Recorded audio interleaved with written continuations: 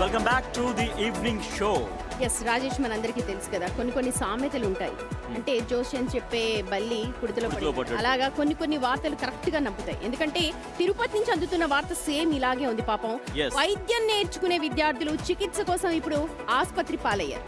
తిరుపతిలోని SVIMS central canteen లో భోజనం తిన్న తర్వాత పదుల సంఖ్యలో మెడికల్ విద్యార్థులు ఒక్కసారిగా అస్వస్థతకు గురి కావడం కలకలం రేపింది.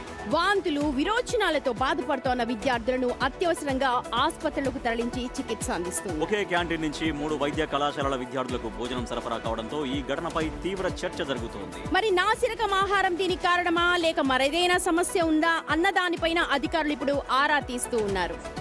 తిరుపతి స్విమ్స్ క్యాంటీన్ లో ఫుడ్ పాయిజన్ జరిగింది. ఎందుకు జరిగింది? మరి 2-3 క్యాంటీన్స్ అంటున్నారు. ఆ 2-3 క్యాంటీన్స్ లో అక్కడి నుంచి ఫుడ్ లో ఏమైనా కలిసిందా, లేదంటే ఫుడ్ ఏమన్నా ఆల్రెడీ పాడైపోయిన ఫుడ్ పిల్లలకు అందిందా, స్టూడెంట్స్కి అందిందా అనేది మరింత సమాచారాన్ని మా ప్రతినిధి ఉమాశంకర్ అందిస్తారు. ఉమాశంకర్, ఏం తెలిసింది? ఫుడ్ పాయిజన్కి ఏమైనా రీజన్స్ తెలిసాయా?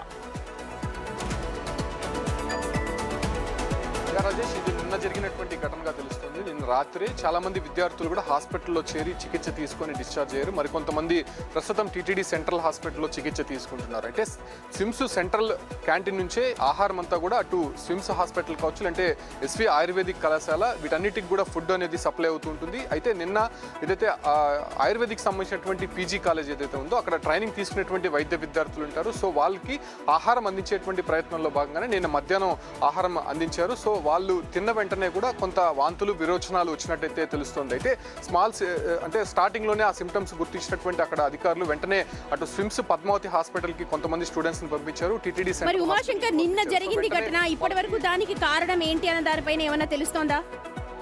సో అట్లీస్ట్ వాళ్ళు రికవర్ అయ్యారా? స్టూడెంట్స్ రికవర్ అవుతున్నారా? చాలా మందికి ఇప్పటికే డిశ్చార్జ్ అయితే చేశారు. మరికొంతమంది మాత్రమే టీటీడీ సెంట్రల్ హాస్పిటల్లో చికిత్స తీసుకుంటున్నారు. వాళ్ళు కొంత పానిక్ అయ్యి అదే రకంగానే కొంత ఒంట్లో నీరసంగా ఉన్నటువంటి నేపథ్యంలోనే వాళ్ళకి ప్రస్తుతం చికిత్స అయితే అందిస్తున్నారు. బట్ ఇక్కడ ప్రమాదానికి, అక్కడ జరిగినటువంటి ఘటనకి సంబంధించినటువంటి కారణాలు మాత్రం ఇప్పటికే అటు ఫుడ్ అనాలిసిస్ సంబంధించినటువంటి వారు కూడా దాన్ని చెక్ చేసే ప్రయత్నం చేస్తున్నారు. ఎందుకంటే స్విమ్స్ అనేది టీటీడీ అండర్లో నడుస్తూ ఉంటుంది. అంటే 1-2 సార్లు చెక్ చేసి మరి ఆహారాన్ని ఎక్కడ కూడా పంపిస్తూ ఉంటారు. ముఖ్యంగా భక్తులకి ఎక్కువ కూడా ఈ ఆహారాన్ని అందిస్తుంటారు కాబట్టి సో ఇక్కడ వైద్య విద్యార్థులకు అందించేటువంటి కూడా ఆహారమే వస్తూ ఉంటుంది. సో ఇక్కడ ఎక్కడ డ్యామేజ్ జరిగింది, ఎక్కడ మైనస్ జరిగింది అనే దానిపైన కూడా కొంత విచారించే ప్రయత్నం అయితే చేస్తున్నారు. ప్రస్తుతం ఫుడ్కి సంబంధించినటువంటి ఇబ్బంది ఏదైనా ఉందా, లేకపోతే అక్కడైనా వాటర్లో ఇబ్బంది ఏదైనా కలిగిందా అనే దానిపైన కూడా అనాలిసిస్ చేస్తున్నారు. Rajesh, right, thank you Umashankar. అంటే ఒకే క్యాంటీన్ నుంచి 3 కళాశాలకు వెళ్ళిందంట ఫుడ్. మరి అక్కడ ఉన్న పాడైపోయినటువంటి ఆహార పదార్థాలు ఉండడం జరిగిందా, లేకపోతే ఏం జరిగింది? వాటర్ అంటున్నారు. కానీ నిన్న జరిగిన ఘటన 24 గంటలు దాటిపోయింది, అయినా కూడా ఇప్పటికీ కూడా ఏం జరిగింది అని తెలుసుకోలేకపోతున్నామంటే ఏంటి దీనికి? యాక్చువల్గా ఫుడ్ పాయిజన్ అనేది చాలా తేలిగ్గా తీసుకోవాల్సిన పని లేదు సుమజిత్. బట్ అదృష్టవశాత్తు వాళ్ళు రికవర్ అవుతున్నారు. ఓకే, బట్ ఇదే ఫుడ్ గా ఉండగానే అధికారులు గుర్తించారు కాబట్టి ఎగ్జాక్ట్లీ. అంటే ఇదే ఫుడ్ పాయిజన్ తోటి కొంతమంది విద్యార్థులు మరణించినటువంటి సందర్భాలు కూడా ఉన్నాయి. ఎందుకంటే అనేక గురుకుల స్కూళ్లలో, కాలేజీలలో ఫుడ్ పాయిజన్ ఘటనలు జరిగి ప్రాణాలు కోల్పోయిన ఘటన మనం చూసాం. కానీ ఇక్కడ మెడికల్ విద్యార్థులే పాపం, మెడికల్ విద్యార్థులందరూ కూడా రేపు మాపు అందరికి వచ్చి ట్రీట్మెంట్ చేయాల్సిన వాళ్ళు ఇలాగా ఫుడ్ పాయిజన్ తో హాస్పిటల్లో అడ్మిట్ అయ్యారు. వాళ్ళందరూ ఇప్పుడే కోలుకుని ఇంటికి వెళ్తున్నారు. చాలా మంది నీరసంగా ఉంది అని చెప్పి అయితే కంప్లైంట్ చేస్తున్నారు. ఏదేమైనా నివేదిక త్వరగా బయటపడాలి.